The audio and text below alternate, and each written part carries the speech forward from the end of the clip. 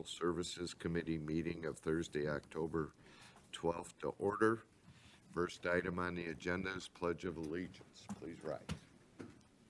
Pledge allegiance to the flag of the United States of America and to the republic for which it stands, one nation, under God, indivisible, with liberty and justice for all.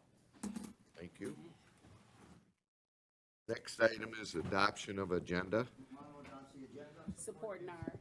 I have a motion by Commissioner Romano, supported by Commissioner Nard. Any discussion on adoption of the agenda?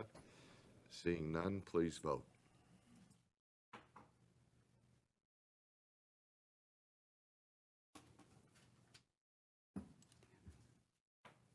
Motion passes 12-0.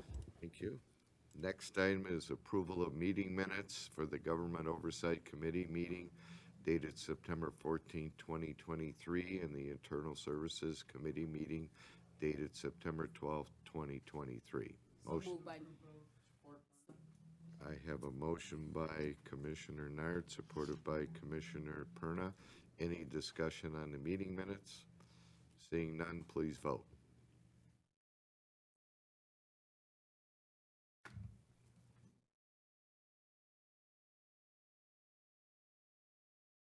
Motion passes 12-0.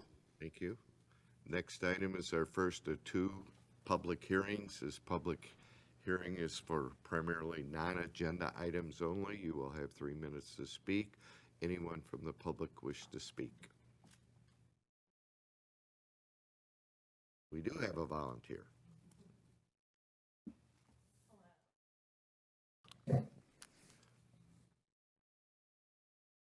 Oh, you had it and then it went back off. There you go. Okay, go team. All right, good afternoon. My name is Alyssa Diebold. I am an East Point resident and currently a member of the Macomb County Board of Canvassers. I'm here today to share my thoughts on the appointment recommendations on your agenda today. Sarah Stovall and Lori Mabey have both been on the canvassing board for a number of years and serve with wisdom, calmness, and a dedication to following the law.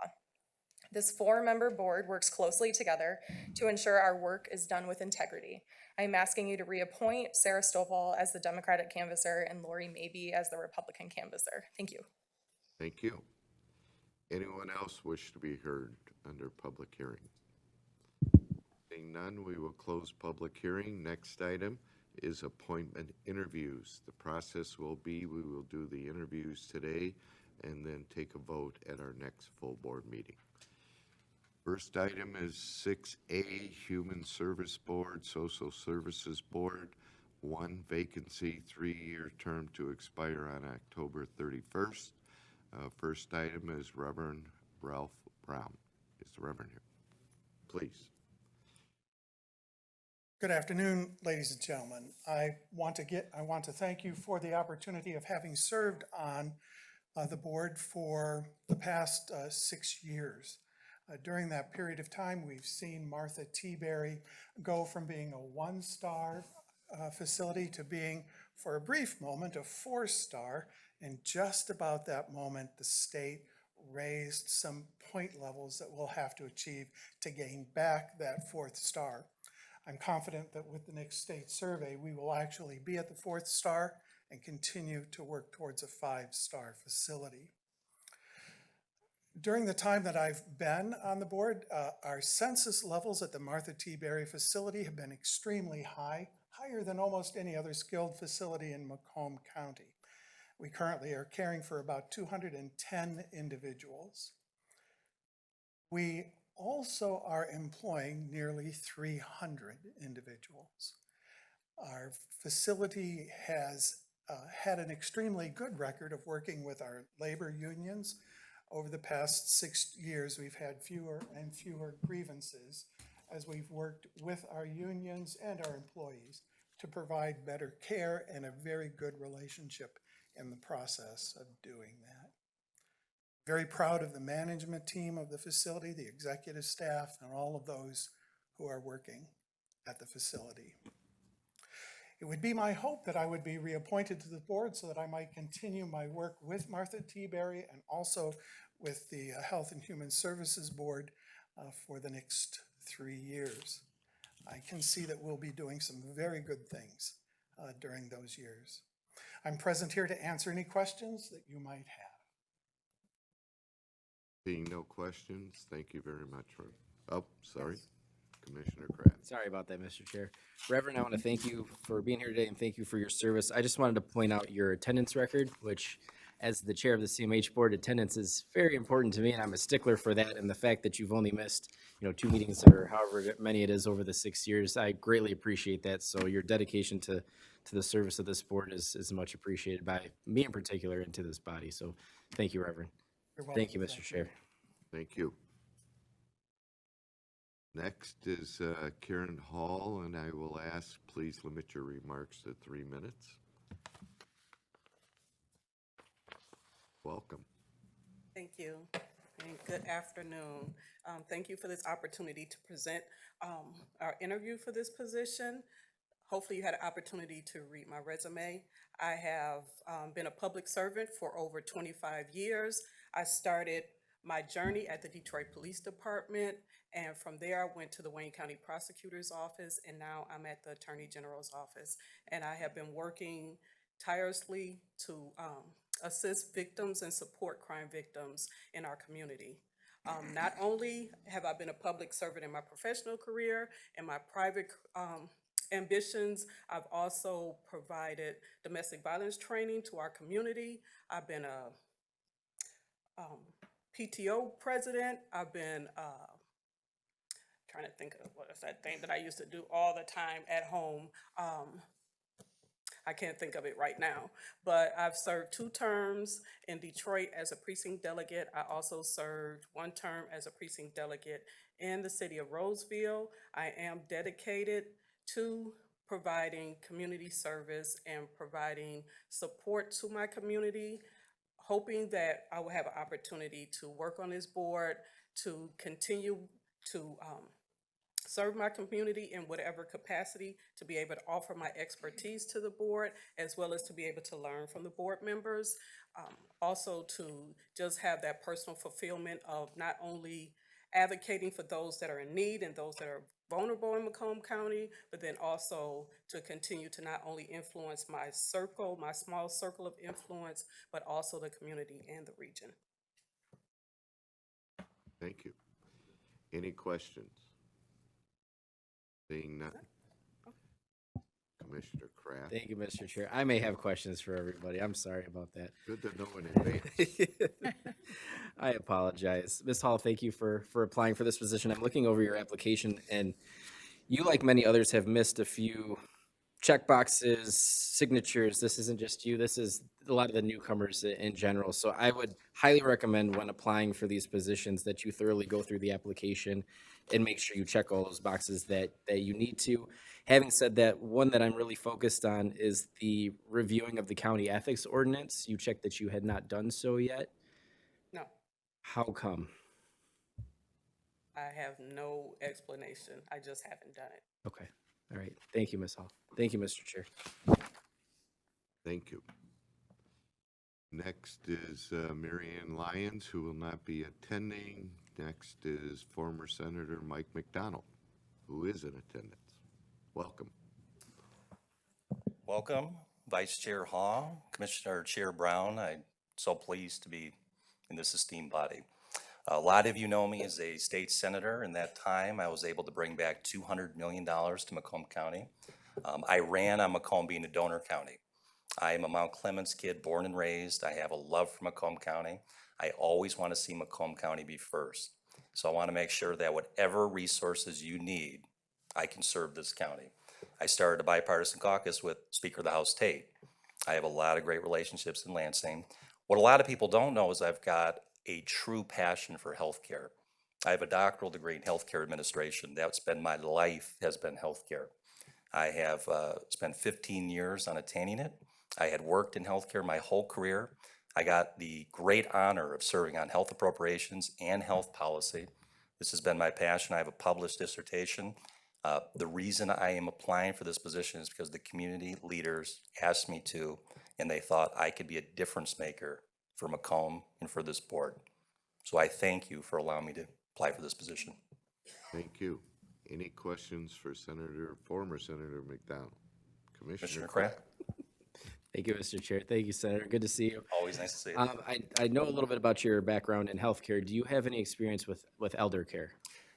Yes, I do. Yep, that was most of my clientele was elderly, both when I was a personal trainer and when I did cardiac rehab. Gotcha.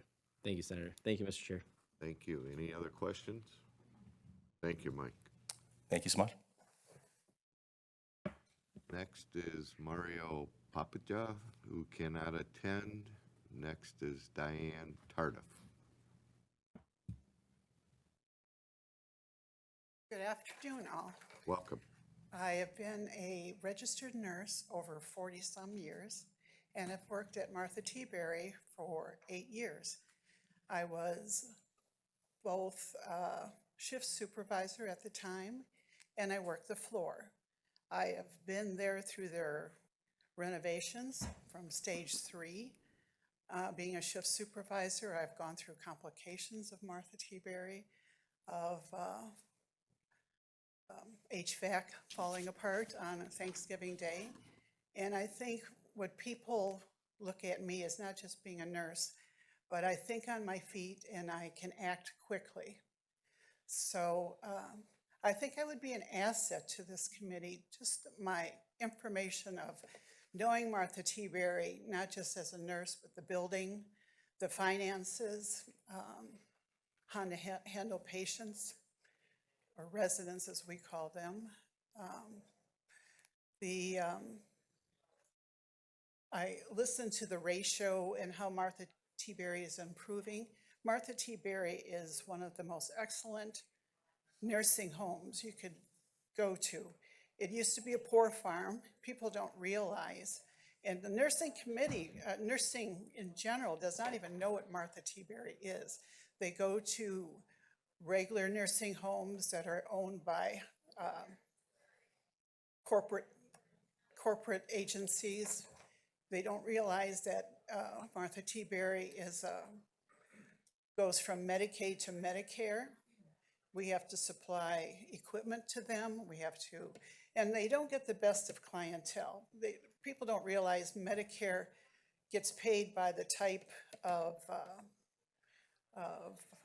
what they're coming in for. So wound care versus trach, and they're always going to be long-term care. So to have the nursing staff have the knowledge to know how to take care of these people. And then on top of it, one thing about Martha T. Berry, state is always there. Surveys are always there. We have always accomplished to pass our surveys. So after working there for 8 years, I can only tell you I left there for a higher paid management position, which probably was my mistake because in the long run, at that time, it was a pension. So I must admit that was an error on my part completely. I've continued to be a nurse, and I've gone back into nursing and took courses now actually in wound care. So I do that on the side, but I would love to be in part of this committee because I do know the ins and outs. And one other thing I wanted to say, when I was a nurse there, not just as a shift supervisor, but I was also the head of the M&A chairperson for the contracts, for 2 contracts in the beginning. I'm aware that the pension has disappeared, and that was one of the assets to people to go to Martha T. Berry was for the pensions. But the people that I still know and work there, they love it. And I know the patient care was excellent, so I have to agree with the Reverend. It's improving. The census was always high. I know it's 217, and 210 is very good. And I am aware of the ratio of nurses per shift. So I think I could be an asset to help the committee, the commissioners, to know what's happening on both sides. So I thank you for the privilege of talking to you. Thank you. Any questions for Diane? Commissioner Kraft? And yes, I did. I did read that. But you didn't check the box. Actually, I had a copy, and one of my friends is Joe Romano, which encouraged me to come here. And I had 2 copies, and of course I gave him the copy without the check. Gotcha. Thank you. That does answer my question. And maybe this is to a bigger question of our policies too, when applicants are putting in their applications, if this is their first time and they don't know any better, maybe that's something we can do better, is to saying, here's the policy. That way you don't have to go digging for it. But I think he might have given you the heads up on that one. But thank you for your application and thank you for your service to Martha T. Berry. Thank you, Mr. Chair. Thank you. Any other questions? So Joe's got the original, is what she was saying. Quite all right. Next is Kelly Winn, who could not attend. Next is Eric Young.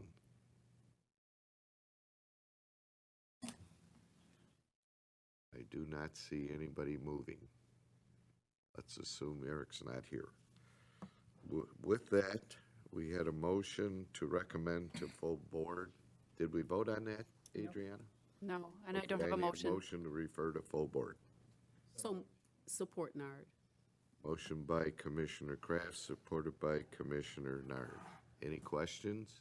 Please vote.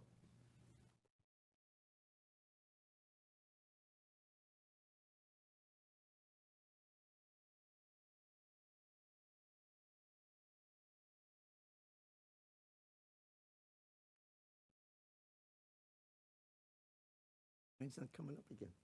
I reprompted it. Came up again. Thank you so much. Yeah. The system's not working. Can we do a voice vote? Do we do a hand vote? Please vote. Yes. Yes. It was unanimous. Motion passes 12-0. Thank you. Sir, Applicants that this is going to the, I did. okay. So Going that to the full somebody board. came in late. I thought somebody came in late. Sorry. Okay, and we do have everybody's resume, so thank you very much to all the applicants. Next item is 6B, executive appointment with board concurrence, one vacancy, remainder of 5-year term to expire on January 31st, 2025. James S. Krajnik. Close. Doreen Vasquez Nolan, Vice Chair, Macomb County Ethics Board. Is James here? Please. And Dory, I'm assuming. Okay, thank you. Good afternoon, Mr. Chair. Before you speak, Commissioners. I need a motion to refer to the full board. So moved by Nard. Report. I have a motion by Commissioner Nard, supported by Commissioner Van Sickle. Please. I'm Dory Vasquez Nolan, currently serving as Vice Chair of the Macomb County Ethics Board. I first want to thank you for including the question about the ethics ordinance on the application for county appointees. I didn't know that that was on there, but I think it's a great thing. I'm here representing the Ethics Board to support the nomination and appointment of James Stephen Krajnik. As you can see by his resume, which is quite impressive. He has many years in the military, currently a senior project manager with Anderson, Eckstein, and Westrick. Also has experience serving on several boards, including serving as president for Leadership Macomb. I'll let him take the mic now. Thank you. Well, I appreciate the honor, the privilege to stand here before you, and I'm not going to belabor. You've seen my resume and my application. I was honored to be asked by Mr. Hackle to come in front of you and take this appointment and fill in for Don as he's leaving the board for the next year and a half, approximately. And so with that, if there's any questions, I'm here. And I'm here to serve. Any questions for the speaker? None? You got Appreciate your off time. pretty easy there, James. Thank you very much for your application and applying, and thank you, Dory. No further questions, please vote.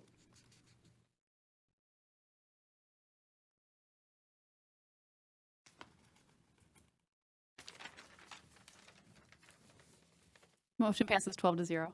Thank you. Next item on the agenda is Board of Canvassers. It's a party nomination board appointment. 2 vacancies, 1 Democrat, 1 Republican, 4-year terms to expire on October 31st, 2027. The Republican candidate attending, I believe, is Lori Mabee? Maybe? Okay.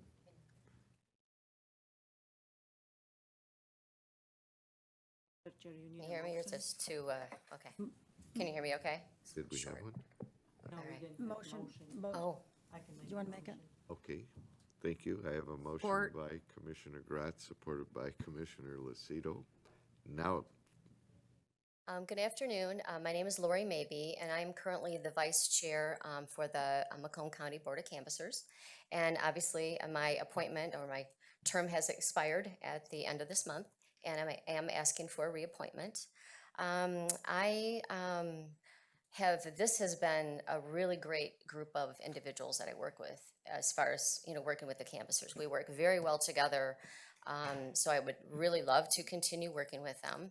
I think with the election experience that you can see from my resume that I obtained, before working as a canvasser, it really helps a lot in understanding how to resolve, issues and that type of thing with the elections.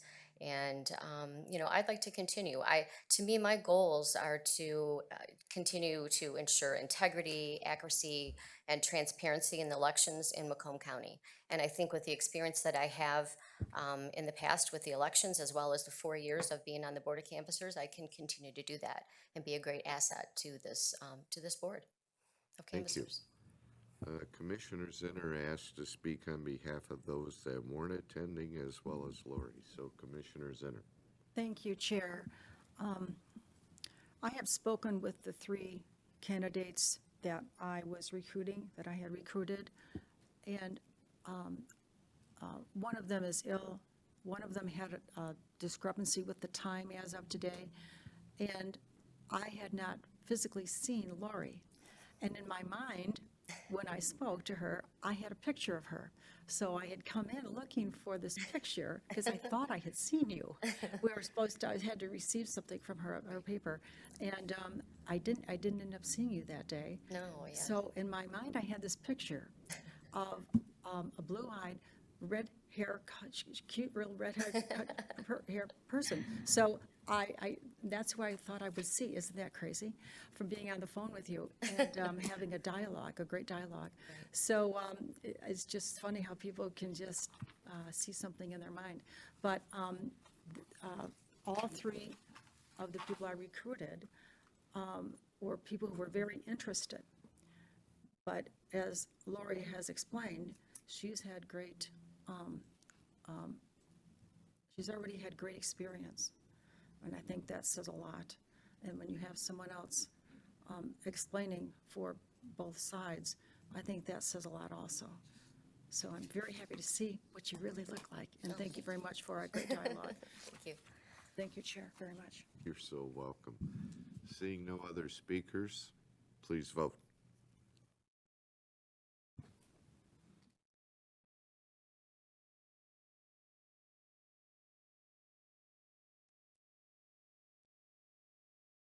Motion passes 12-0. Thank you. Next is Democratic candidates, 1 to be chosen. I need a motion to revert to full board. Motion to Support. Motion by Commissioner Lucido, supported by Commissioner Zinner. I do not see Judy Hartwell in the audience. I guess we sailed the line. Linda Coach, I don't see her either. So Sarah Stovall, I see her.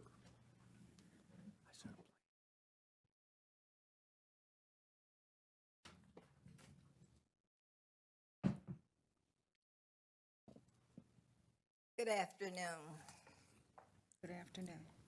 I stand before you very excited to be asked to be reappointed to the Canvas Board. I came to the Canvas Board 2015, and I have served as chair twice.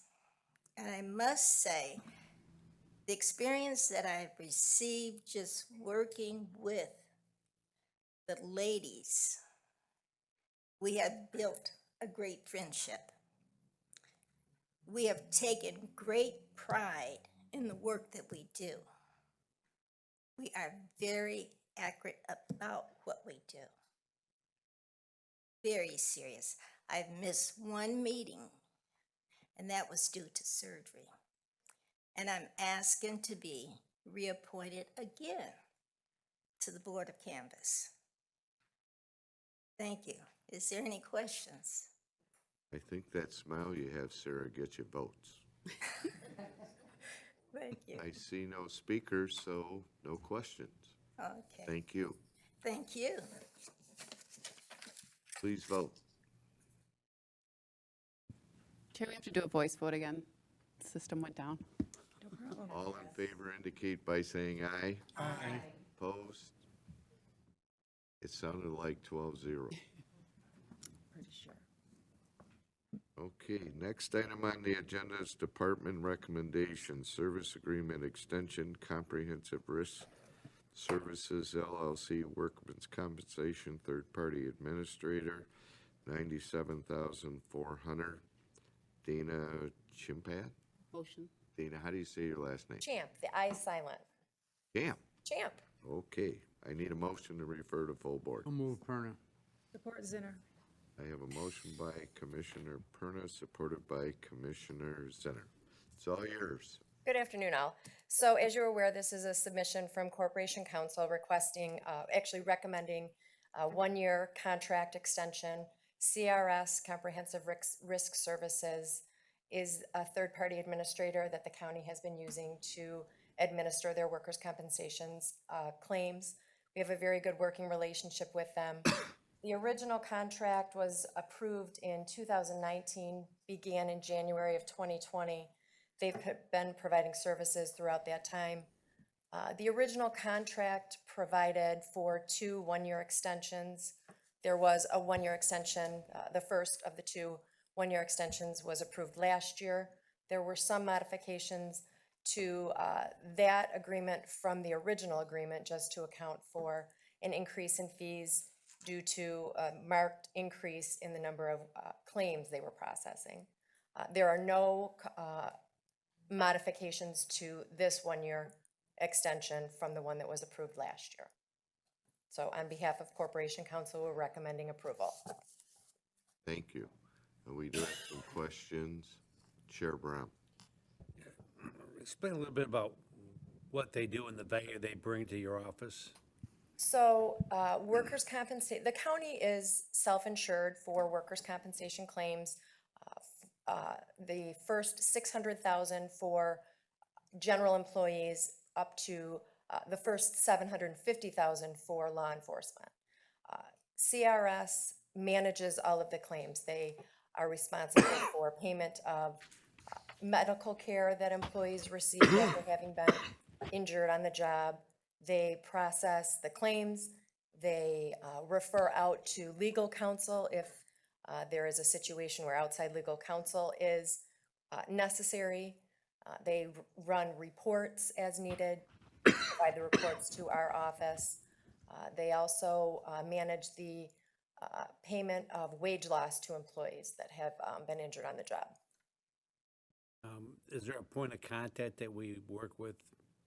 I have been in contact with Christopher Kramer. He's the managing director of CRS. There is also, there are 2 claims adjusters that are a point of contact for us. Why just a 1 year as opposed to multiple years? Why? As I understand it, and as I've indicated, the original contract provided for 2 one-year extensions. By the time that I assumed this position in Corporation Counsel after risk was transferred from the Finance Department to Corporation Counsel, it was understood after having conversations with Human Resources and the Finance Department, as well as John Shapka in my office, that this was a beneficial contract to the county.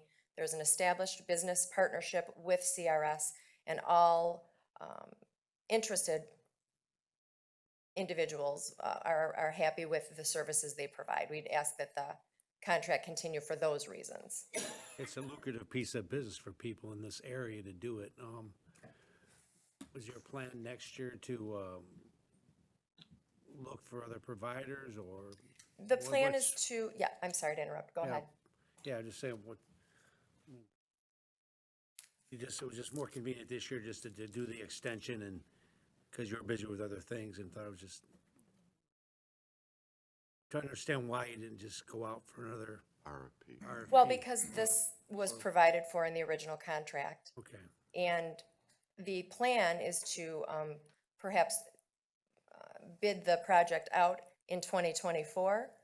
It just wasn't something that had been considered prior to my arrival when, there have been no problems that I'm aware of. I mean, there's been no issues with them. I'm not saying there's any problem at all, just curious. yeah, I would agree. What the haven't- thought process behind, because they are, actually it's professional services technically. I mean, you probably, they do charge you a fee, correct? Yes, there is a fee. The fee is represented in the, Yes. I yes, saw. Okay. contract. All right, very good. Well, thank you. I was just curious, some questions. Oh, yeah, no Thank you. problem. Thank you. Any other? Commissioner Perna. Why doesn't Human Resources get more involved in this? Why can't they handle some of this workman's comp? I suppose that's a question more for human resources. They are involved in reviewing all claims. It's just the actual processing of the claims we've been utilizing CRS for some years for that. Because it's not a difficult process, in my opinion. It's a voluminous project. There are a lot of moving parts. CRS is a specialist in dealing specifically with self-insureds and municipalities in the third-party administration of workers' compensation.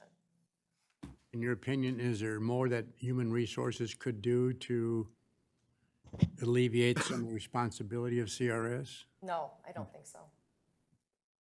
in your opinion? You asked for my opinion.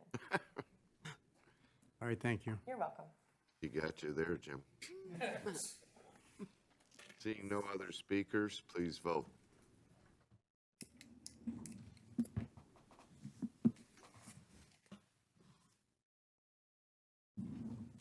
Motion passes 12-0. Thank you. Thank you.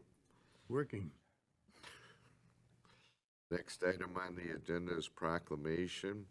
8A is a proclamation congratulating Candace Jackson for being named 2023-2024 Michigan Teacher of the Year. This was requested by Commissioner Antoinette Wallace. I need a motion to refer to full board. So moved by Nard. Support.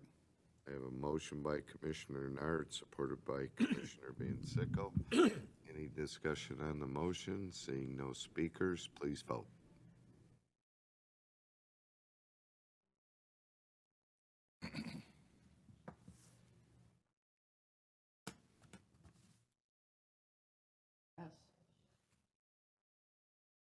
Yes.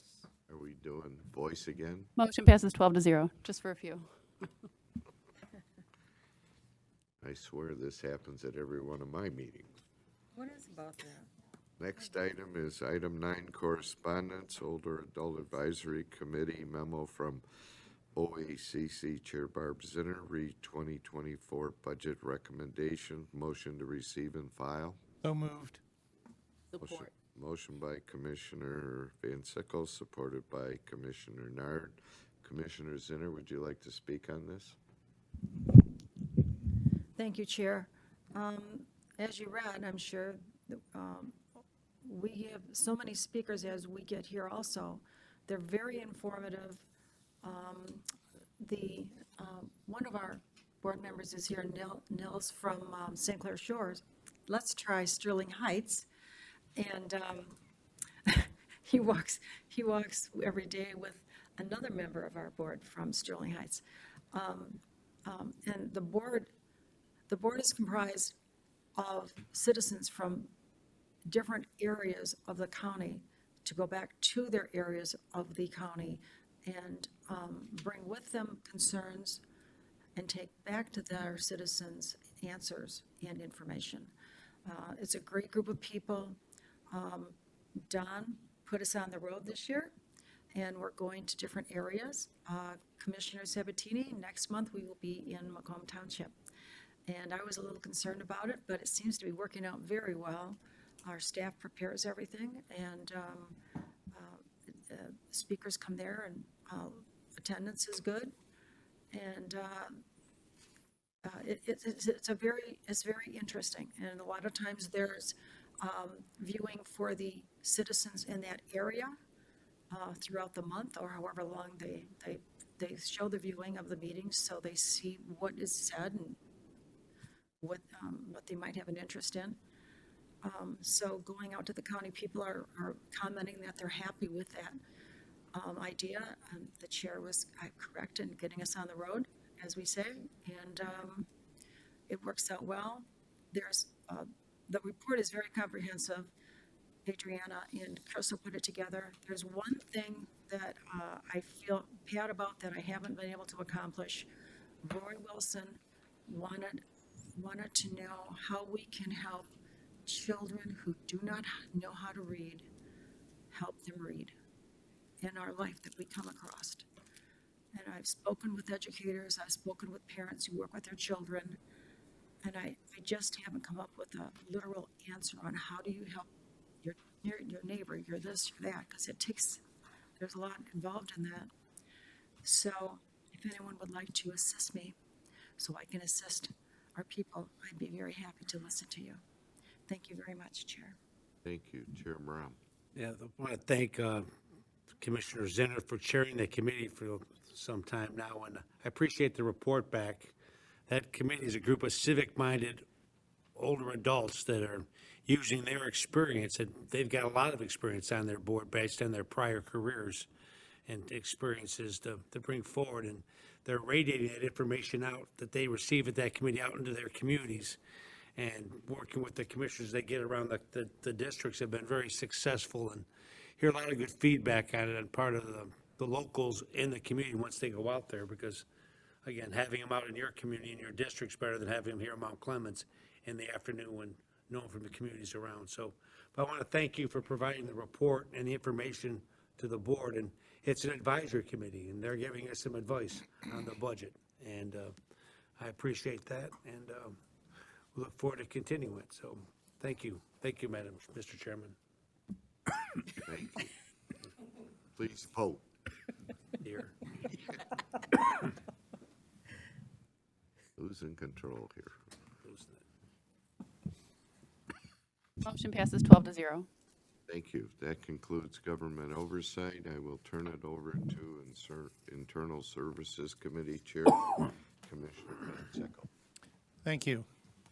Moving on to 11A, an agreement with Institute for Applied Network Security, IT maintenance agreement for the fourth quarter for $129,000, $43,000 for the first year of 3 years. I need a motion to approve move the full board. So moved, Support Romano. Thank you. Commissioners Hahn and Romano made the motion and supported it to move the full board. Jacob?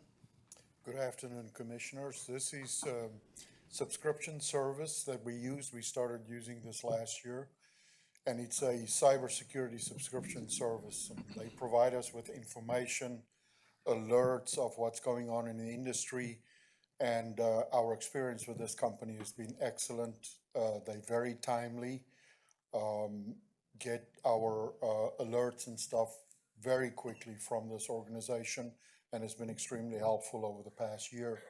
They also provide us with a service called Ask the Expert, and when we have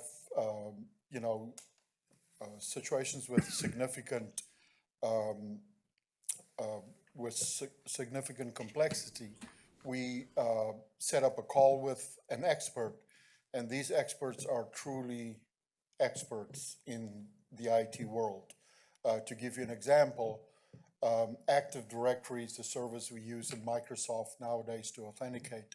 One of the designers of Active Directory is a person that we talked to in this past year regarding our identity access management project. So we're very happy with the service and would like to continue the service. The contract is 43,000 for this year or this next year. And then it's a 3-year contract because we get a significant price break by signing up for 3 years. Thank you. Seeing no speakers, please vote.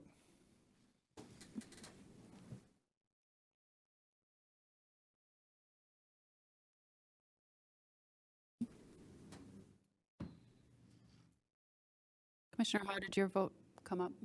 Thank you. Commissioner Nard? Yes. Yes, thank you. Motion passes 12-0. Thank you.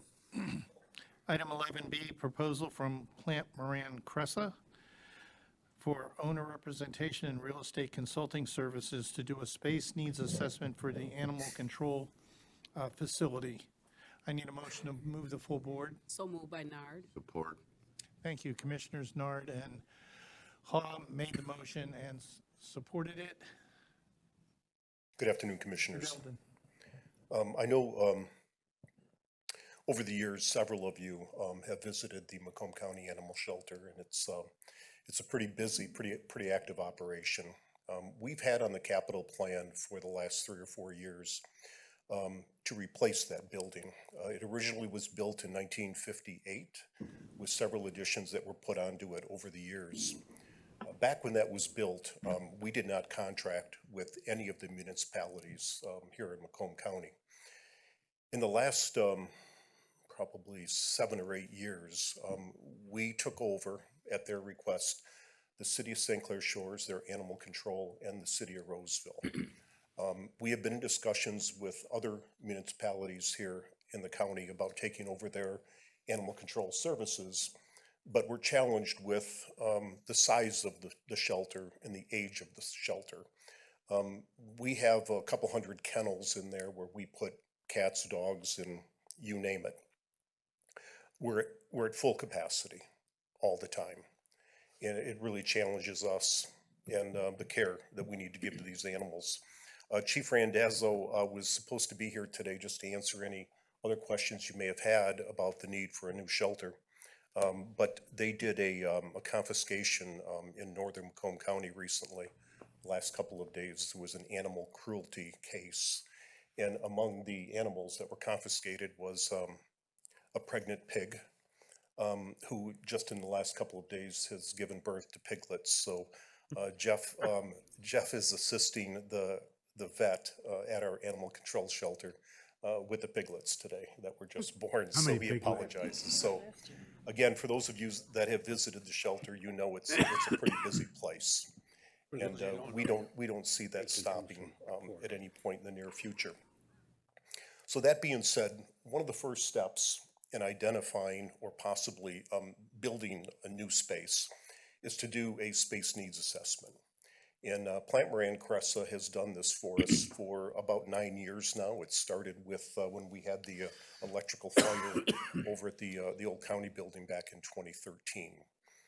They came in and spent several months identifying spaces, how big the spaces need to be, try to build all certain offices, a certain square footage, as long as the building, physical layout of the building will accommodate it.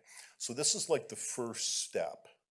And then we use that document to do RFPs for architectural services to bring on a firm that specialize in the design of animal shelters. And then we give this document to them because now all of the spaces are identified, the type of spaces we need to provide the service that we do. So we're asking the board, and we have accounted for this in the 2023 capital plan, we're asking the board to approve this proposal today, this needs assessment. And it will take several months to do that. And then next year, we have budgeted in the capital plan to go out and do RFPs to bring in an architect that specializes in the design of these facilities and then to bring them on board. So with that, I have a Senior Vice President from Plante Moran here today, Andy Fountain, if you have any questions specific to the proposal that's contained in your packet. Thank you. Commissioner Kraft. Thank you, Mr. Chair. Mark, good to see you. Last time I saw you was on television, so it's nice to see you in person here. My question pertains to, in the budget, we do have a projected cost for this facility going forward. How did we come up with that if we haven't even done a space needs assessment yet? Well, that dollar amount, it might be 15 million or something like that. It's 3 years out, but what's more important is that we identify the project itself as a placeholder. We use that estimate based on some other new shelters that were recently built over in Oakland County and somewhere else in the state. But one of the things, and I don't want to put the cart ahead of the horse, no pun intended here, but what we have found out has been successful is doing crowdfunding. People love their animals. And in recent years, unbeknownst to us, there have been residents here in Macomb County and in Oakland County, the one was from Madison Heights, that bequeathed hundreds of thousands of dollars to the Macomb County Animal Shelter. And we're just assuming that they must have had a positive experience somewhere in their life with our shelter. And lots of money can be raised that way. It has been successful throughout the nation. So it's something that we want to look at. And we honestly believe people are passionate about animals. That's been my experience. We think we could be very successful in helping to defray any cost for that. But that's to come. Gotcha. Thank you, Mark. Thank you, Mr. Chair. Thank you. Commissioner Zong? Thank you, Chair. Hi, Mark. How are Hi, you? how are you? Do we have a joint service agreement with Roseville and St. Clair Shores? We do. It's not joint. We have individual agreements. I think St. Clair Shores was the first municipality that we contracted, so they've always provided their animal control services within, but they asked us to do it. They pay full freight to have an employee who's dedicated to that city every single day. It isn't just, they're not on call. They pay, so the price that they pay over the 3 or 5 year contract, it amortizes the cost of a new vehicle, a vehicle every 5 years, and it covers the full freight and costs of the employee and the benefits. Okay, I'm glad to hear that it's not a loss to the county. It is not. To offer that. And the same situation applies with the city of Roseville. And again, we've been in discussion with the city of East Point, but again, we cannot commit to bringing on any more municipalities until we have the capacity to do this. Okay, and some of us did tour the animal control facility, and Yes. so, I know Chief Randaz was not here, but I certainly want to thank him for that. And for the commissioners that haven't toured it, would certainly recommend. I think we did see the pig there. It was really hot during the summertime. My concern with the current facility is there's a set hours that they work and then they leave, and the animals are left there overnight. They can't go out to, use the bathroom and stuff. So with this new facility, is the plan to still reduce the hours, or would it be like a 24/7 facility that is, staffed? Well, I mean, we can, we can do anything with money. Sure, absolutely. So, But we would need more money to employ staff Right, around, to have 3 shifts. and I second what you said about we have lots of residents who are very passionate about animals, and so that's not my concern. But my concern really is just that if we have a bigger facility with more animals, that we're just going to continue to lock them up overnight and not being watched. In addition, we don't have surveillance there either, so that's an issue and a concern for me, for the safety of the animals. I understand. Thank you, Chair. Thank you. Thank you. Commissioner Perna? Two-part question. This assessment is done to relocate the facility, add on, tear down? No, it's not. It's to determine the number of spaces we need. How many kennels we need, how many, So that assessment could be done at that location currently? possibly, we are landlocked because, there's some, I think it's Consumers Energy. There's some Right. gas mains out there in the front. We've got Public Works on one side, private property on the other. And then there's like an easement or something close to the river. But our backup plan is directly across the street from that. for probably 50 years or more, the county has owned 25 acres of land. Over there, it would be the, probably the southeast quadrant of North Rose and Dunham. Off of Rose Street. Would be on a corner of North Rose and Dunham. There's vacant land, 25 acres, that the county has owned, I think, since the 1960s. The plan is to build a new facility there if the current location is not feasible, because the current location is too small in size. But we may be landlocked for the reasons I had mentioned, because of gas easements and public works. If it's approved with the expansion, do you anticipate a lot of or more municipalities signing on board? We do believe that, yes. See, right now, we have to turn animals away now from some of the other municipalities because we don't have any place to keep them. So some of the other municipalities have to look at other vet places to house the animals. I know that, I don't know the city, but some have made some makeshift kennels. I mean, they purchased kennels, but put them in their DPW garage just to house the animals because we're capacity. And unfortunately, and this is probably an area that is not relevant, but we're a capacity a lot with a lot of animals that most people don't want to adopt. You know, so we are, you know, Chief Randazzo has a great cooperation, great relationships with some of the nonprofit centers, and they help us adopt these animals out. But we've got to have some vacancy before we can bring in more animals. But oftentimes, we're loaded with animals that aren't highly popular in terms of adoption. So after the assessment is done, because we have this additional property across the street, that would reduce the cost because we don't have to buy any more property. Absolutely.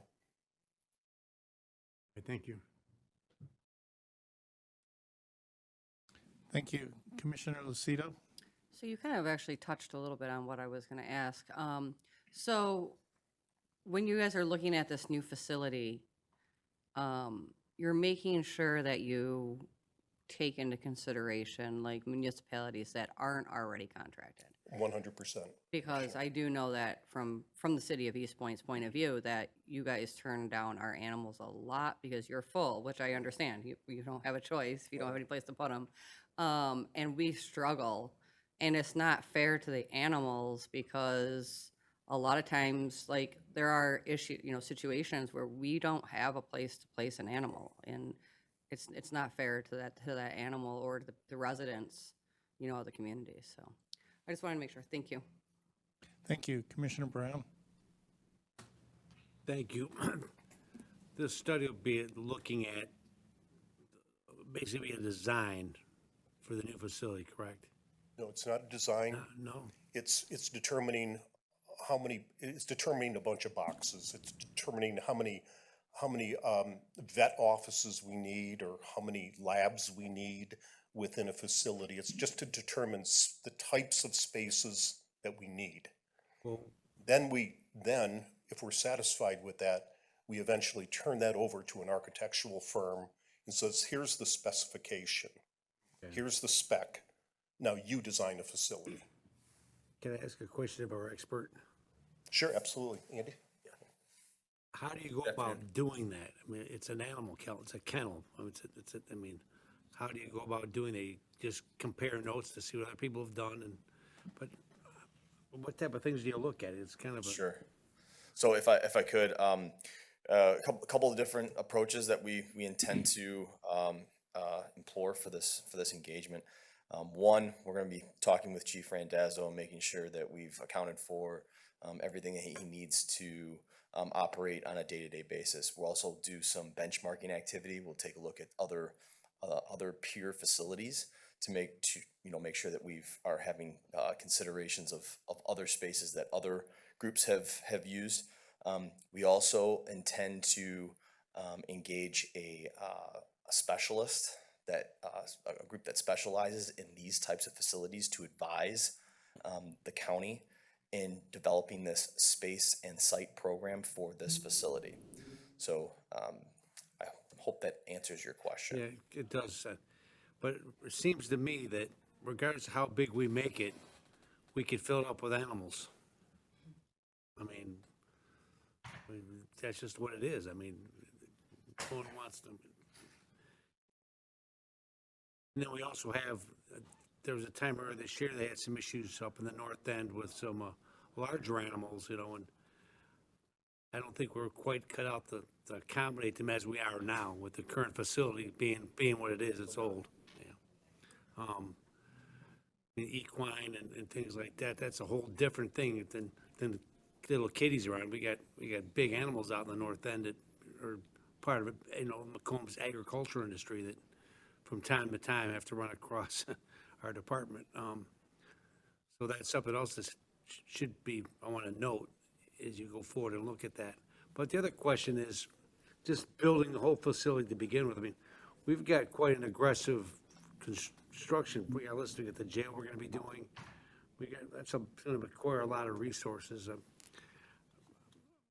What are your thoughts, Mr. Dellin, about, you know, are we possibly overextending ourselves right now, given, you know, we still have some money outstanding that we need for the jail to complete out and build out, and we're looking at that, and we'll be able to manage it, but I'm just thinking, Well, what's your thoughts on that? as I'd mentioned, we want to retain an architectural firm, a design firm that specializes in these types of facilities. So it would not include either of the architectural firms that currently do work here in our county. Beyond that, to Commissioner Kraft's point about the money, we honestly believe that this is something we could pay cash for. Okay. We do. I mean, because we do believe that we could raise millions of dollars in crowdfunding. Well, you know, I guess if we get ahead of it and if we got enough time in advance, you know, you could have a donor for the cat wing and the dog wing and the cow wing and the pig wing and all the rest is going on. And to your point, Commissioner Brown, in the 12 and a half years that I've been here, I mean, and you're probably a better judge of this than I am, but when we first came here, the Macomb County Animal Shelter did not have a very good reputation. We had one of the highest euthanasia rates of any county-run shelter in the state of Michigan, the highest euthanasia rate. And it was all cats and dogs.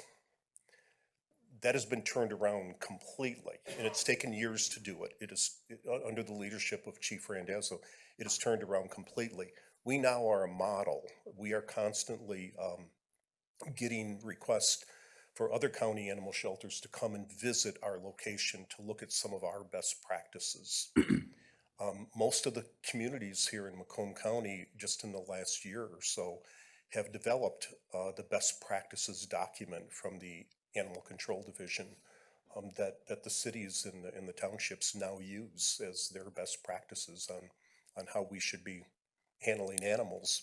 But back to its popularity and its stellar reputation, we now, I mean, Chief Randazzo keeps saying, you know, we've got to have a horse barn because we get requests for horses to come in from the northern, hopefully it's the northern counties.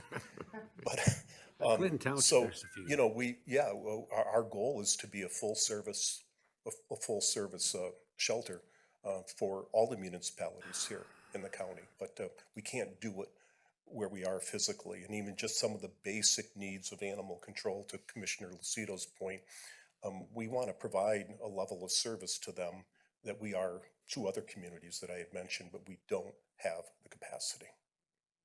So this is this $36,000 proposal is just like it's like the starting point. We can't move forward unless we have a document like this. Well, as commissioners, and some have longer tenures than others, we do run into from time to time the need to contact the animal shelter for a variety of things that come up, and having a resource like Mr. Randazzo has over there to get back with us and answer our questions and provide the services needed for us, as random as they are, I mean, depends where you're at, but is important. And sometimes we could scoff about, they go, well, animal shelter, well, is it really a priority? But there is a need for that in the county, at some level, and so hopefully we can go on with it. So.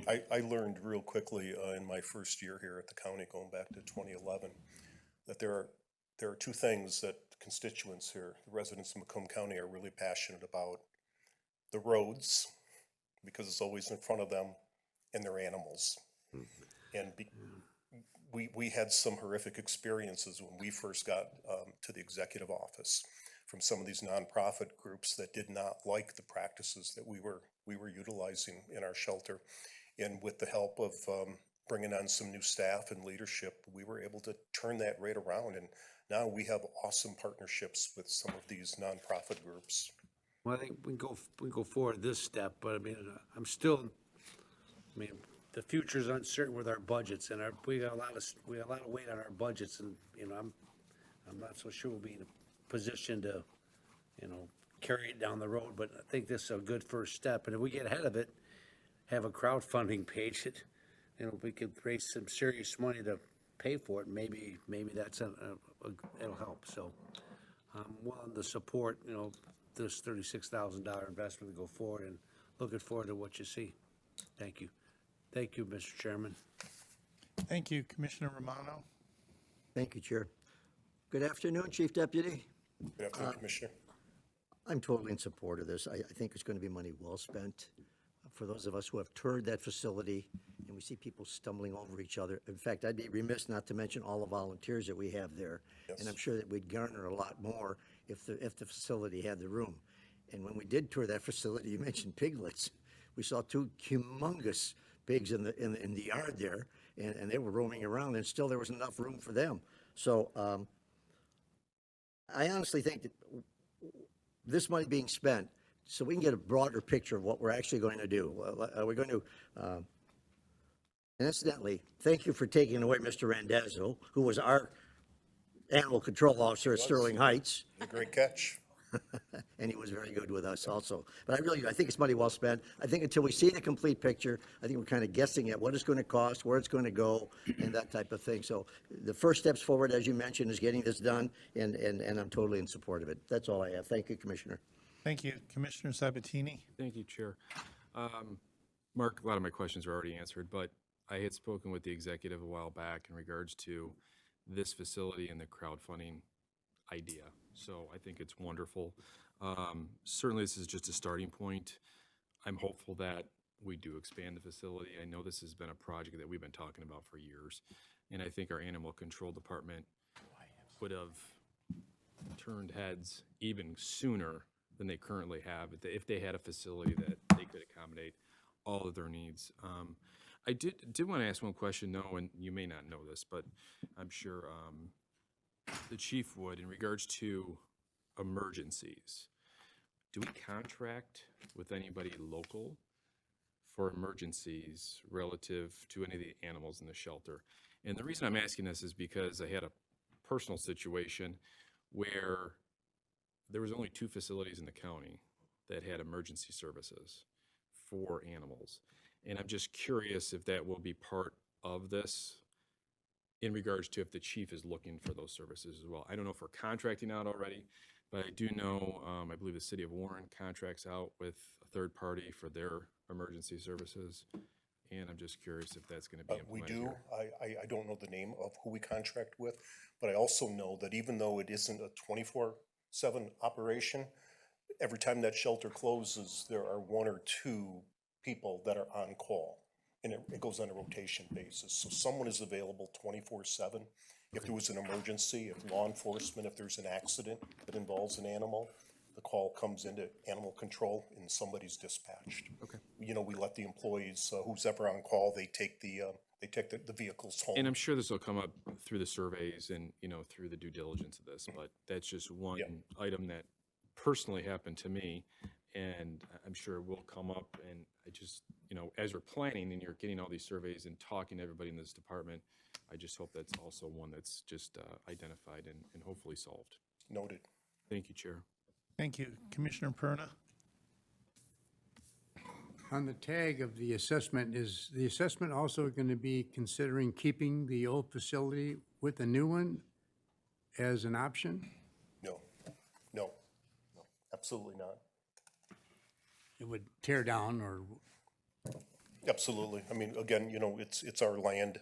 It would be similar to, we demolished the old probate court there a couple of years ago after it was vacated. So we need to start updating some of our oldest and most frequently used facilities, and this is a high impact operation that is used constantly, and it's exceeded its useful life. All right, thank you. Thank you, Commissioner Zinner. Thank you, Chair. Yeah, I have seen the old facility, the facility that we're using now. The chief had given me a tour, and you know, his exuberance is, he has a lot of energy with everything that he does. But I think I understand from the time period when you came here and how you explained that. I'm older, I think I'm older than you, but I mean, what I'm coming from is as you explained, years ago, there wasn't money for people to think of having surgeries for dogs. A lot of people, that wasn't even a thought. There wasn't money for that.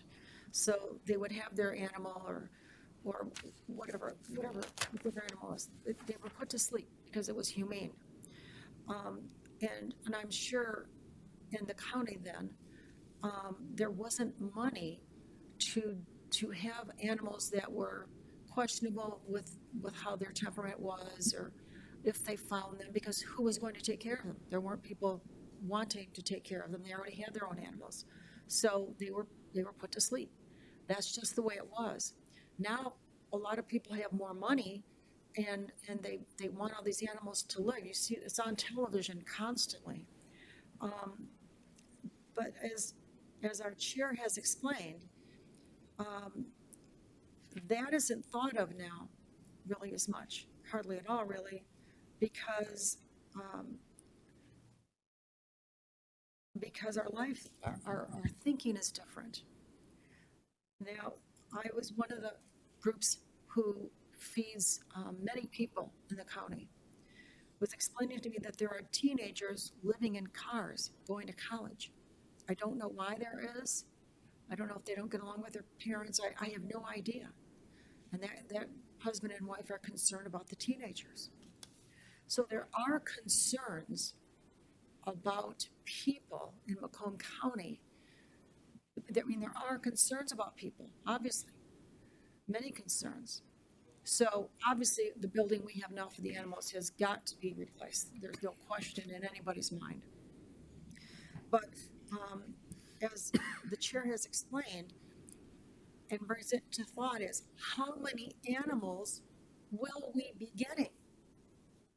I mean, if there's an abundance of money, which there may be because people are into this animal thing, and I love animals. I've gone after my neighbor's dogs for years when they got out because they had small children. I don't know how many times. It was never a problem. It's just what you did. But I mean, I don't want to see an animal suffer. But I mean, how many animals will Macomb County government be paying for? Or the chief is really great at getting funds. He's able to come up with extra money. But we also have to remember people. And where is the budget going to be for this when we have people who have needs? And we look at the economy, and the executive had a great couple statements about funds that we maybe have to watch for in the future, near future, for far future, whatever it's going to be. So I'm thinking like the chair in that I'm glad that the chief neuters all these animals, does that, puts them back out. I think it's great. It's wonderful. But there is a money consideration when we also have to care for people who have situations. And I have people in the public who see the amounts that want to be spent, and they say, what is this about? And people see it, and they wonder. So it's not like other citizens. It's not like citizens don't see these numbers. They don't see the building as it is. So there are concerns. I want the animals to be taken care of, but we don't need everybody to bring their animals in. Everybody, there's going to have to be a cutoff point. I don't know where that's going to be. It's a balancing act, Commissioner. It's a balancing act. Yeah. Thank you very much. Thank you. I have a question or two. After touring the facilities, I don't really see that it's going to be remodeled into a newer facility. So right now, I think you're going to be building across the street. I'd like to know how much of the 25 acres the new facility will consume. You may not, you have to do your assessment, I understand, so, but that's a question that I want to see come forward. Also, a part of the building cost is going to be for demolishing the old building, I assume, because that building is so specialized, I can't believe anybody could actually use it We for couldn't anything. repurpose it, yeah. Yeah, so, and I'd like to know how many acres are in that plot of land also when you come forward later, because I'd like to see where we're at, where we're going to, some kind of things like that. And also, capacity planning for the new facility, but I don't know how on earth you do that, because if you're running totally full right now, I guess it depends on how many animals you turn down And we have all that data. Chief Randazzo has all the data from every single one of the 27 municipalities. How many calls come from each community with how many dogs over several years. So that data will be very helpful in determining the size of a new facility. I'm glad to hear we're just not shooting in the dark. No, we're not. Thank you. Seeing no other speakers, please vote.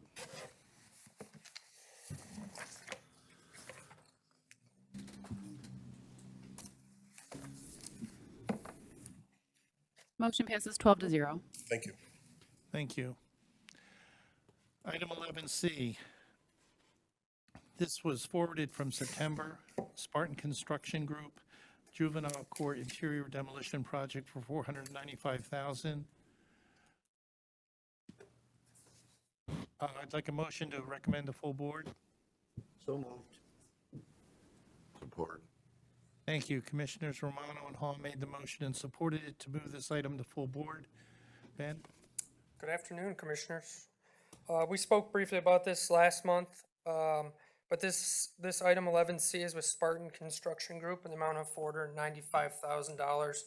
This is what they call an interior white box demo, so this is interior walls from basically the whole inside of the facility. I briefly went over it before, so I won't belabor my point, but it was built in 1976. No major renovations since. We received 6 competitive bids. Spartan was the lowest qualified bidder. Next lowest was Bernco. There is one alternate in that bid you'll see. I know Commissioner Sabatini inquired about it. I forgot what the question was, but it's basically to relocate an alarm panel. The alarm panel right now is by the front door, which is typically not something we would do. So we're going to relocate that back to the mechanical space during the interior demolition. That's pretty much all I have on this item. And then you'll find in your agenda that Mark Delden included a letter regarding some of the questions we had last month. Thank you. Commissioner Lucido? Thank you. So yeah, I did review the letter that was sent because I had some questions about the purpose of the building, which really still doesn't give a purpose for the utilization of the building, except for just to have it empty for future use. I'm not sure if this board was actually ever presented with the idea of using it for the Head Start program or not. Maybe it wasn't because it wasn't cleared out.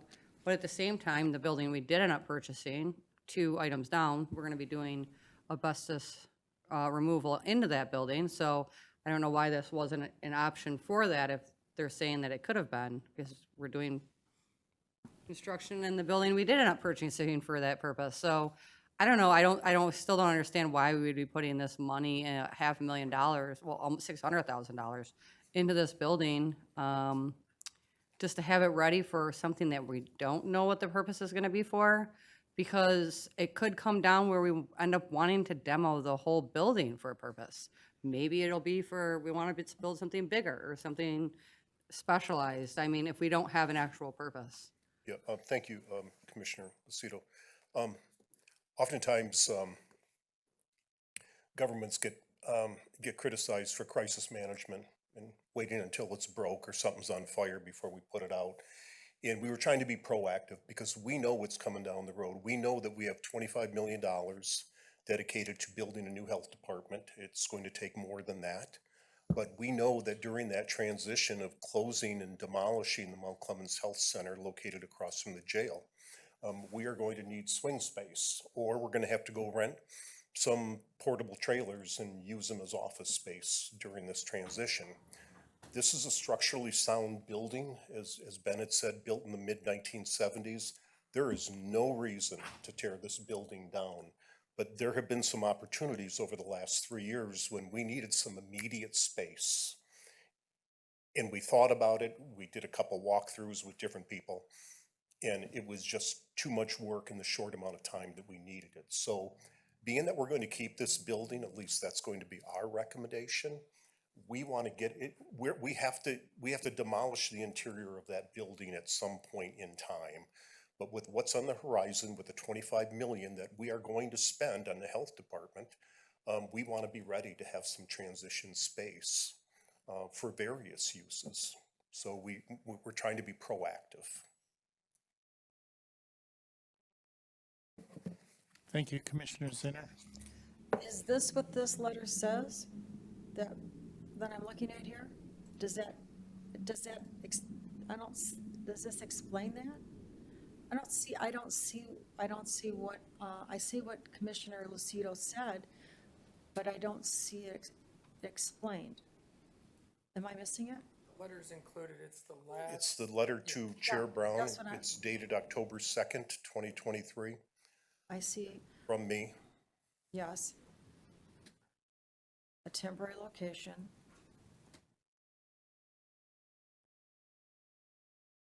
The first bullet point, I talk So- about the health department. and Right. How we're going to need swing space. We never came to the board with consideration of using that building for Head Start. It was a thought, but we needed space for this school year at the time. We needed space for this school year. We realized we couldn't get that building demolished and build some interior classrooms by the end of August, which is now passed. So that's when we pursued it. We realized the building that the board just approved 2 months ago, it was going to take longer. So our Head Start program talked with other school districts in the county, and we're able to secure some temporary space for 1 year until we can get the Faith Christian building, as we call it, renovated for use by September of '24. Well, I remember that. I remember the Faith Christian thing was going to be renovated, but I don't remember ever hearing that was going to be used as a place to go to, as you've just explained now. It wasn't explained last month, and that is why I was not here. Ben presented it. Yeah, and I that's why the board wanted these questions answered. Like, what do we intend? What's the future use of the building? So you have not seen it until we submitted it for the packet. That is the explanation. And I think it was one of the primary reasons the board tabled it to this month, because they Right. wanted those questions answered. But when Faith Christian was purchased, it was explained, I believe it was explained to be, you explained the classrooms and what was going to be done, and everything was very intricately explained at that time to be used for Head Start. Am I correct? Am I correct at that?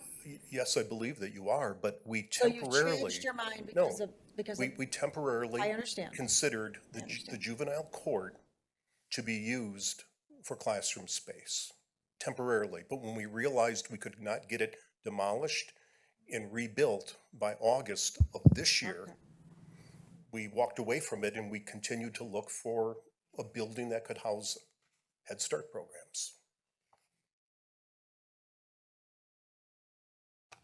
All right, thank you for your explanation. Thank you, Chair. Commissioner Sabatini.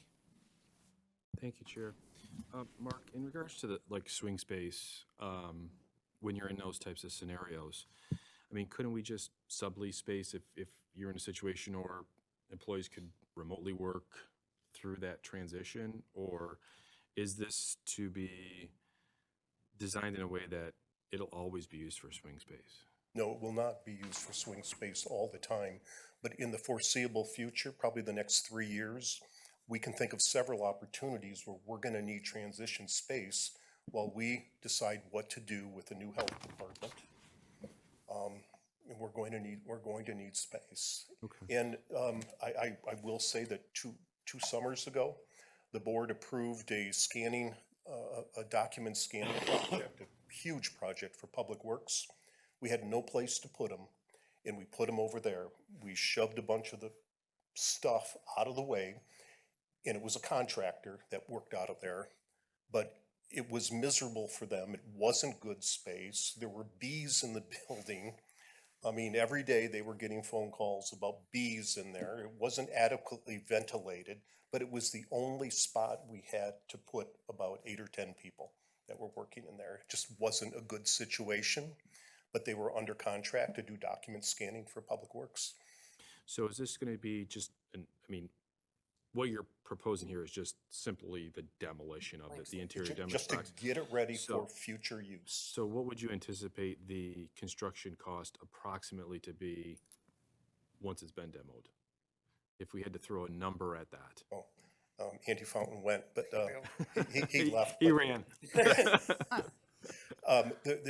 Being that the building, all 4 walls are there and it's structurally sound, there's a per square foot price for interior renovations or interior remodeling. It's far less than building all brand new from the ground up. I think just what I'm hearing here is, if we were to approve this, then, we're spending $500,000 and then we don't have a plan, and then it could come back to us with multi-million-dollar renovation that, we don't have in our budgets. Not to say that we need the spaces. I know we're always in a pinch with transitions and all the things that are on our agenda going forward here. What about the budget on this? Is this coming directly out of the general fund or capital? Okay. So it'd be a transfer from the general fund, obviously. And then. It was identified in the capital plan. Okay. And can we use the $25 million grant from the state towards this? Well, I can't answer that. That's what the stipulations are on the grant. Okay. I can't. If it was going to be a dedicated health department, if we were going to turn it into a health department, I'm saying we probably can. Right. Okay. Thank you. Thank you, Chair. Thank you, Commissioner Brown. Thank you, Mark, for providing the letter and being here to answer the questions, because as you hear, you're here now answering questions, and there's a lot of serious questions about what we need to do there. But you make a good point. We need the space. You're familiar with it, and you work with it on a daily basis. We're not as familiar with it, but having that space available would help, and it might have saved us some money earlier if we'd had it earlier, right? Yes, we could have generated some money. As a head start, we'll make lease payments to the county for space that we provide them. Yeah. But that's here nor there, no.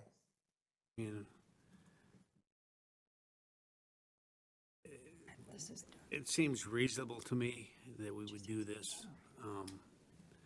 We need this, we're gonna use the transition space. We're gonna have a need. That's clearly gonna happen. And Commissioner Sabatini's point, we could probably look, that 25 million that's over there, it could be directed to for space, and we'll look at the fine print, of course, but I think we could probably do that. It's tied towards renovations, and that's probably considered part of the renovations that we're going to make over there is relocating buildings and making adjustments. So maybe we can justify it. I'm not sure, but so I'll support this. I didn't initially, but after hearing from you and what you wrote in the letter and having you here today, I've come around to supporting it, and so I encourage my colleagues to do likewise. Thank you. Thank you. Just to touch on what Commissioner Sabatini said,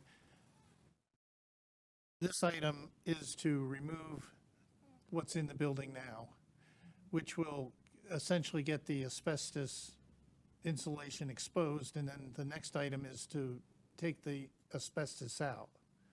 So when we get done with these 2 items, we won't really have a space that's ready to use, correct? It'd be a blank slate, basically. But you wouldn't occupy it that way. No, but with our in-house building trades department, we do this almost every day. They can throw up walls if we need offices or we need a larger room, a conference room. It can be built in a matter of a few weeks with our in-house staff. Their in-house staff. Yep. That costs something, but not. It costs necessarily- something, but we're already budgeted for the salaries for the in-house trades. Okay. And then F&O, the board gives them a supply budget every year for miscellaneous materials. Okay. That's where those things come out of. But that wouldn't be for the whole building, that would just be for. Whatever space a we little need. space you need. Whatever for we needed at that temporarily. moment, at that time. Okay, good. Commissioner Zinner? Are you done, Joe? I understand what you're saying, and over the last 3 years, I can hear the wording over and over again where we wish we had space to put people for a situation during COVID, different things. I remember that clearly. It's ringing in my ears, so I understand what you're saying. But I don't believe that this has been worded properly since the time Benjamin came before us. I don't know that this has been worded properly now. Yesterday, Andrew came before us. The paperwork yesterday was not worded properly.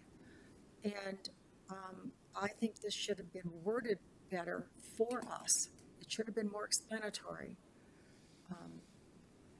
And that's all I'm going to say. The chair and the finance chair can go from there if they think it's acceptable. The chair thinks it's acceptable. I understand the situation. There should be a place for these, when things happen like this, there should be a space for you to be able to put people and work the stuff out. I agree with you. But things should be more specific and clear. We depend on our directors to do that. We sent things back to the directors, dot your i's and cross your t's. But I understand what you're saying. Thank you, sir. Thank you, Chair. I apologize for any confusion I had caused, but, in the future, if you're ever confused about something that we provide you, in order to make your meetings here go more efficiently, pick up the phone and call our office, and I can help to clarify whatever it is that you don't quite understand. Thank you, Mark. Thank you very much. My door is always open. Thank you. Thank you.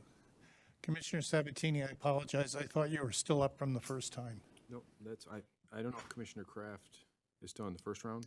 If he's You can go. No, go ahead, Commissioner. Go ahead. I'll be brief. Thank you, Mr. Chair. Gentlemen, this is obviously for the interior demolition project. You mentioned bees being a problem. That's not an interior problem. It Can be. It can be. Well, yeah. that's a bigger problem. If we've got four walls and a roof, how's the HVAC system? How's the utilities? How's everything else running in that building? Like, I just, we want to demolish the interior, obviously, to clear out the space, but how's everything else? Is the electricity, Yes. working and all that good stuff? So the electrical, for example, the paneling system, there's actually not walls, it's panels. It's bizarre, but that's a very antiquated system that we can no longer get parts for. It's also, a normal outlet is 110 volts. A lot of this is 277. It's actually kind of dangerous. Mechanically, it needs new rooftop units. It does not, they work, like it's functioning. We can use it as temporary space.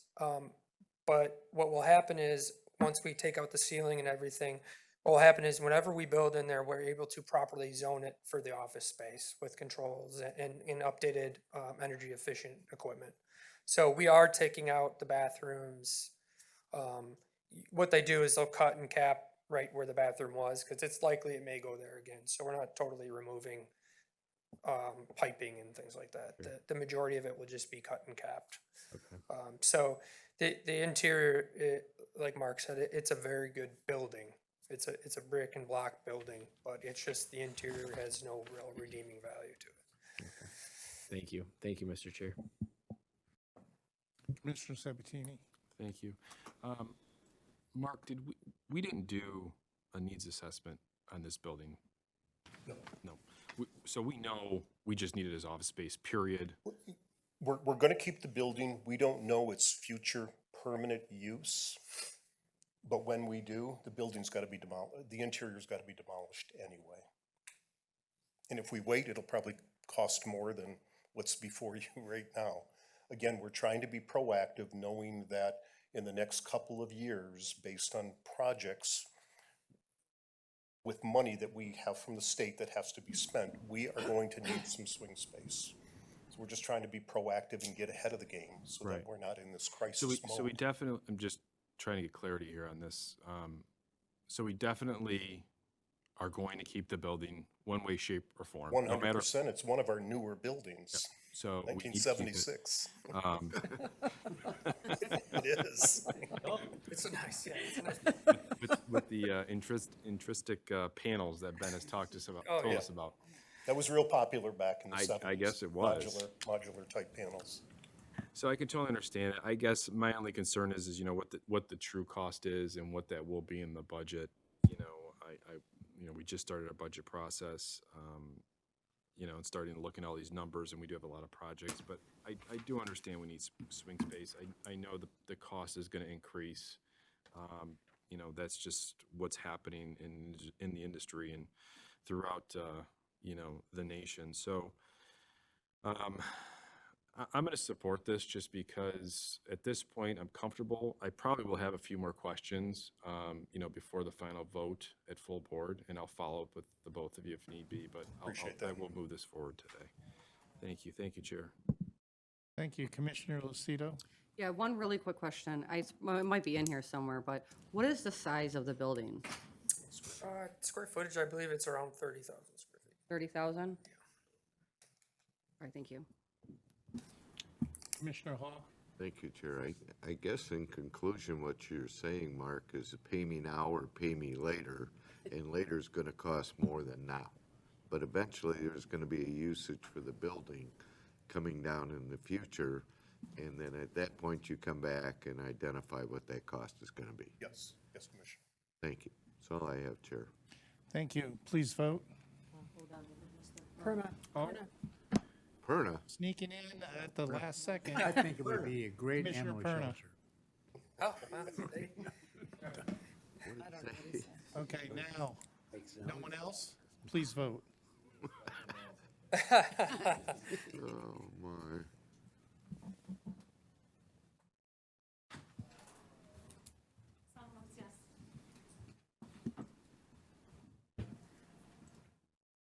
Motion passes 11-1.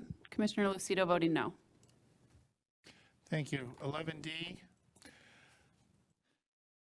So item 11D is tied to 11C. 11D is the. Motion to refer Oh, to sorry. full board, Chair. Thank you. Thank you, Commissioner Hall. And Nard made the motion and seconded it to move this to full board. I was very excited to tell you guys about the asbestos abatement. Ironically, in this building, the asbestos in this building is actually the drywall mud, which we don't find too frequently, but it does pop up. So the fortunate thing is, since we're removing most of the radiated heat or the steam heat that's in there, all the drywall is behind that. So we will be removing that drywall with this item, amount of $85,925. Oversight for this project is done by the county's environmental consultant. Thank you, Commissioner Hall. Quick question, Ben. Yes, sir. Item D is for the juvenile center. Item E is for the Faith Christian building to do the same thing? Yeah. Why wouldn't we be using the same company? We bid these out separately. It just happened to be separate times. The one for item E, we just took that bid in. It was just after the cutoff for the last month, so. Do you think you would have got a better bid if they were bid together, or no? Your call. Probably not. Okay. Yeah, because it's two mobilizations. That was a good answer. Yeah, it's two mobilizations, so no matter what, you're paying for two mobilizations. There's not, they still have to set up their tents and they do their thing, so there's not a whole lot of cost savings by having the same contractor. Ironically, the other contractor didn't bid on the other work, so. Thank you. That's all I have, Chair. Thank you. Please vote.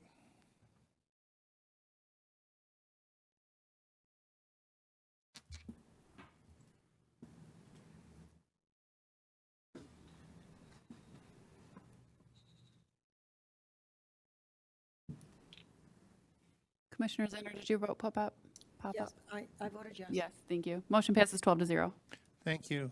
Item 11E, purchase from Meridian Contracting Group, pre-renovation asbestos abatement at the former Faith Christian School building for $39,562. I'd like a motion to move to full board. So move, Nard. Support Hall. Thank you. Commissioner Nard and Haw made the motion and supported it to move this item to full board. Ben? So this is another asbestos abatement. This is at the Faith Christian School that was recently purchased. This is what I would call a pre-renovation asbestos abatement to get this school ready for early childhood care targeting next school year. Original portion of the building, so the classrooms basically contain about 7,000 square feet of 9x9 asbestos tile that I'm sure a lot of people are familiar with from the 70s and 80s. The tile's in disrepair. The state of Michigan, they consider what that's called as friable, and friable means it can get into the air, etc., and basically you have to remove it. So attempting to be proactive with a tight time schedule to get this school up and running next school year, we put this bid out, and this will remove 7,000 square feet of tile, 1,000 square feet of caulk, and 1,000 square feet of transite ceiling. Thank you. Commissioner Romano? Thank you, Chair. Why wasn't this done when we purchased, that somebody didn't do an asbestos check to find out it would be the liability of the seller? The county was aware that the tile was asbestos. So they were aware that the tile was asbestos, yes. I'm sorry, you're saying, I see Deputy Delvin's coming up. Excuse me, we did know that there was asbestos in that floor tile, but we used it as a negotiating price. Thank you. That was my next comment. That's all I have. Thank you, Yeah. Chair. Thank you. Seeing no more speakers, please He's vote. not born yesterday. Yeah.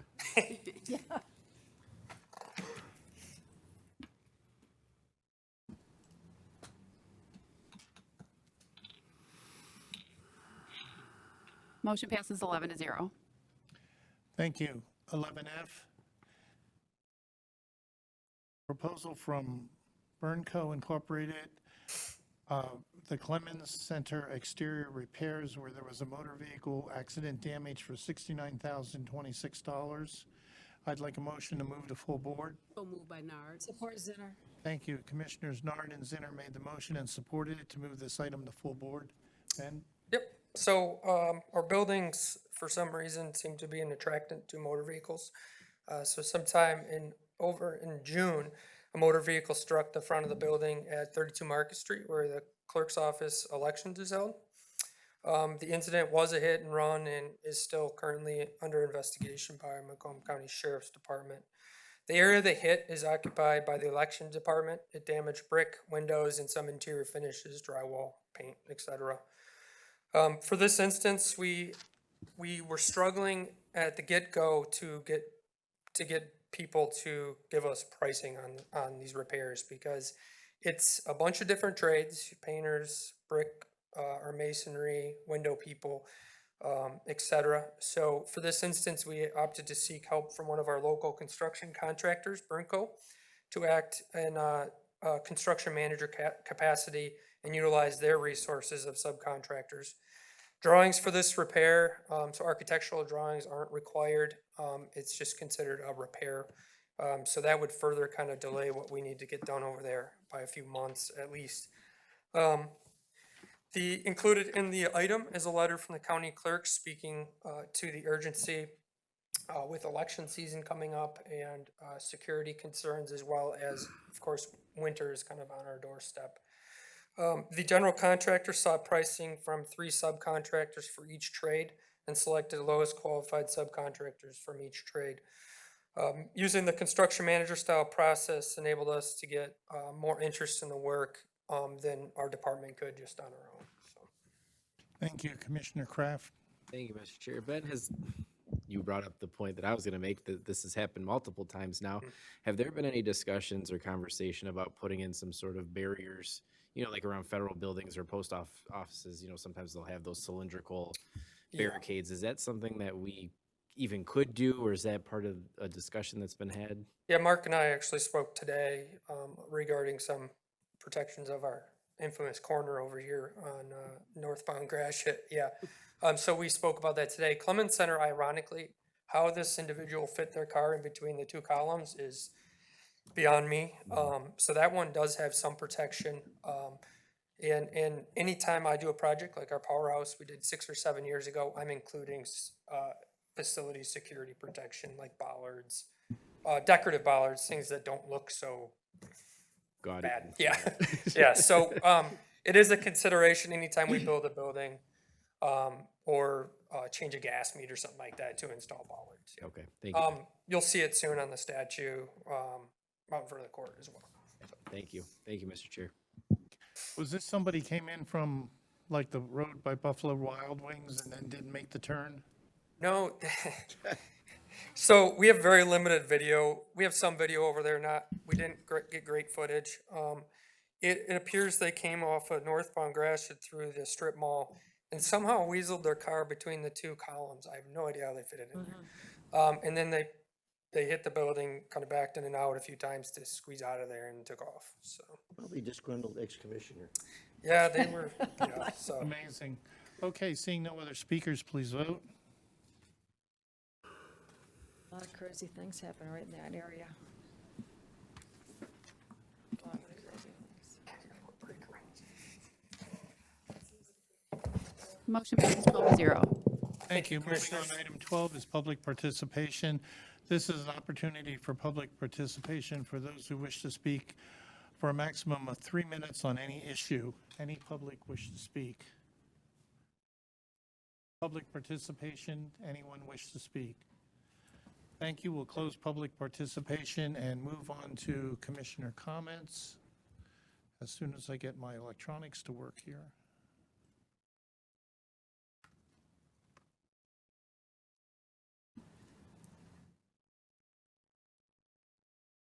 Commissioner Zong. Thank you, Chair. Yesterday, we received and filed a letter from Martha T. Berry about the $2 million, and I was just wondering, like, typically, if there is a change in the spending that we get a budget amendment request, and is that the same for money that is not spent, or does it just go back to the general fund? It sits in the general fund. Okay, so then that letter really just wasn't, like, required. It was just sort of a courtesy from them. Yes. All right, thank you. Thank you, Chair. Commissioner Perna.